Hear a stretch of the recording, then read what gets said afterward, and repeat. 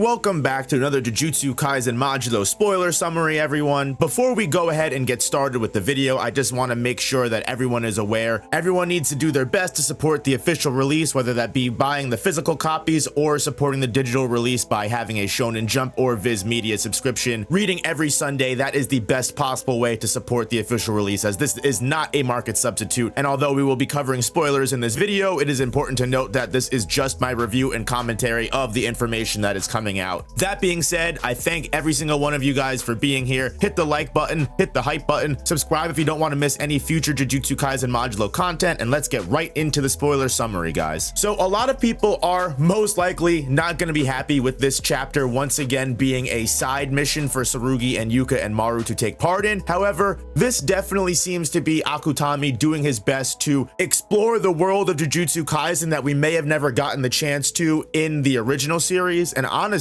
I am all for it. The chapter begins with Yuka, Tsurugi, and Maru once again meeting with Usami, and Usami finally reveals the information that Maru is an alien. Tsurugi and Yuka just come clean and admit that they already know and that they can honestly talk freely now since everything is out in the air. Usami admits he wasn't able to tell them that because this was all secret information. No one holds it against him, and the idea is for the three of them to carry out their normal high school missions together as a team in order for Maru to get an idea of how human society works. None of this is really new information. However, at the very least, Usami and his students are being open and honest with one another now. Usami once again reveals to his students that he's not going to be able to tell them everything he can, but he does want them to get as much information as possible about the aliens from Maru. And Tsurugi has already gotten a secret from last chapter. However, he decides to keep it to himself for now. The three of them are once again given a new mission from the higher-ups, and Usami is upset that he can't exactly accompany them because this one is supposed to be a much higher level mission. We cut to a scene of a small child that has supposedly repeated the same year of grade school 3 times now. Same kid, same height, same appearance, and everything. The only difference is the name and family. And the sorcerer's job is to investigate whether this is just phenomenon or some kind of coincidence. Because it deals with children, police can't exactly get too deep into investigation, so they're their best bet. Yuka wonders if it's an alien, and Maru says that their ace ages similarly to humans, revealing that he is actually 19 years old, which upsets Tsurugi and Yuka because they deem themselves so much more mature than he is. Mino, who appears to be this era's version of Ijichi, continues giving the group the briefing on the mission, and we get a small flashback to the teacher trying to get a hold of this child Masaki's parents, despite someone answering the phone and saying that they are indeed the parent of Masaki. What follows is an incoherent babble just asking if Masaki has made 100 friends yet. Yuka and Tsurugi are obviously taken aback by this voicemail, but Maru, obviously being the fish out of water, truly finds it curious if Masaki was able to make 100 friends or not. Everybody surmises with this information that it's most likely a curse user that is taking the form of a child and enrolling every year, trying to do some shady business. Yuka even wonders that if the families, quote unquote, that are answering the phones are actually just the deceased of some kind of family moving into a similar house that ends up just getting killed over and over again year after year by the same curse user. Mino admits it's most likely possible they're targeting family-oriented rental properties where the landlords can't be reached or found, making Tsurugi think that they've already got this case shut and closed. The overall leniency of the crime as well as the recklessness makes them feel it's very typical of a inexperienced curse user. None of the crimes make logical sense and they're most likely ones of passion. So Mino says even though this will be identified as an investigation, there's a pretty high probability it's going to end up with them arresting the curse user. So because he's useless in combat, he's gonna stay back for now, which Tsurugi and Yuka admit they really didn't have any expectations of him anyway. Yuka takes this opportunity to go directly to the child's house to investigate first, which is honestly weird because this is another chapter where Yuka is just left out of the development of the plot entirely. I'm really not sure what Akutami is planning to do with her because he is mostly putting all of the focus lately on Tsurugi and Maru. Bro is not beating the misogyny allegations and he is just full leaning into it at this point. But all jokes aside, Tsurugi and Maru work together to track down the child named Takeda Masaki. Knowing that there are too many children around to stage a battle, they have to approach him peacefully at at first. And Tsurugi, because he is absolutely scary and just looks like a delinquent and criminal, scares the crap out of the kid and makes him run away instantly. Tsurugi's annoyed he'd run away, but Maru says it's obvious if you could see the way that Tsurugi looks. They're just chasing a first grader at this point, so obviously two adults are going to easily be able to catch up to him, but as soon as they get too close, a Shikigami emerges and begins protecting the child. Maru's completely unaware of what a guardian spirit slash Shikigami would be, and Tsurugi pushes Maru back, realizing, especially from what Usami has told him, that Maru is literally just a test that the aliens are giving the humans. If he uses his curse technique or he's injured whatsoever in any of these missions, it's going to leave a very bad taste in the alien's mouth and potentially lead right to war. So Tsurugi deems it his personal mission to prevent the war himself and keep Maru safe. But right before he readies for battle, both the Shikigami and the child apologize and stop. Finally realizing they're both looking to help each other, the child and Tsurugi and Maru end up going to a nearby park where they're able to explain everything. The child tells them his story, where 3 years ago, he came home and his mom was collapsed and dead. Right before this, he was having an argument with his mother, asking if he could just stay in the first grade forever because he was too scared to move on to the second grade. And because his love for his mother was so strong, she ended up becoming a ghost, or a curse spirit as we know, and she did everything she could with her power to keep him the same age and keep him in first grade forever, as he asked. Maru is surprised that the power is able to actually do that much. But Tsurugi corrects Maru and says he's just a child, so he might not be explaining it the best possible way. So they have to take everything he says with a grain of salt. Tsurugi thinks back to what Mino says about how this is typical of a curse user's work, and that they're not acting rationally whatsoever, which Tsurugi thinks actually makes sense if this is just a child's jujutsu getting out of control triggered by their mother's death. The carelessness of the crime would make sense. And since Tsurugi can clearly compare this tragedy to his grandfather Yuta and Rika, honestly, everything checks out for Tsurugi to clear this kid's name, especially if the family went missing just a year before. It would make sense for the family to just be completely fabricated. Tsurugi does keep it in the back of his mind though that he is reaching pretty far into these assumptions, so we can't rely too heavily that he understands the situation. The two ask the child his real name, and he admits it's Masayoshi. They ask if Masayoshi would guide them to his house so that way they can further investigate and confirm the situation. Meanwhile, at the exact same time, Yuka and Mino are already there. While Yuka and Mino wait for Tsurugi to show up with the child, they decide to get digging nearby to find the mother's corpse. Meanwhile, Tsurugi, Maru, and Masayoshi are doing pretty much the exact same thing, digging up the mom's corpse at the child's house. Maru asks if Masayoshi buried his mom himself, and the child admits he did, Maru feeling nothing but sympathy for the kid, especially at such a young age. Masayoshi asks if he's going to be arrested, and Maru says it would be nothing like that. Tsurugi admitting that if his parents are all gone, Jujutsu High would be more than willing to take Masayoshi in and train him to become a sorcerer. The kid wonders if he can ever go back to his home. Maru tries to explain the academy will be his new home now, but Masayoshi misses his real house, and Maru completely understands it, having to move from his home planet to here unwillingly. He sympathizes with the kid and admits he doesn't really have anywhere to go either, and that emptiness will never be filled, at least until he's able to make friends and feel at peace. Masayoshi asks what's a friend, and Maru explains that they're companions who understand why the things you cherish are important. Maru asks if Masayoshi will be his first ever friend, and as the two chatter, Tsurugi smiles from afar when suddenly he gets a call from Yuka. Answering, Yuka immediately starts screaming at Tsurugi asking where the hell he is. Tsurugi explaining that he's at Takeda Masaki's house and where is she? And now the plot thickens because we know, and Yuka also reminds him that she is currently at Takeda Masaki's house as well. But if they're both at the house, neither of them seem to have met each other, making Yuka admit that Takeda is shady as hell and should not be trusted. They just found 5 corpses, not just his mom's, at his house. And that's probably only the beginning of what they found. She warns Tsurugi that if they make contact with the kid, they have to restrain him immediately because there's no way he's just some innocent child. And as Tsurugi turns around, he notices just in time for Maru to get knocked out as the child begins to pull the skin off of his face and reveal an older, much more disgusting curse user underneath, asking Tsurugi if he can explain what friends are. And that is the end of Jujutsu Kaisen Modulo Chapter 4, guys. I know a lot of you may not be enjoying the quote-unquote side missions, but honestly, for the people that have been saying we never got got any kind of stories that weren't main plot related. This is everything that I could have wanted, and frankly, I'm excited to see where a lot of this stuff goes. If you enjoyed this chapter, definitely hit the like button and subscribe so you don't miss the full chapter review when the official release comes out, and I'll see you guys in the next one. Peace.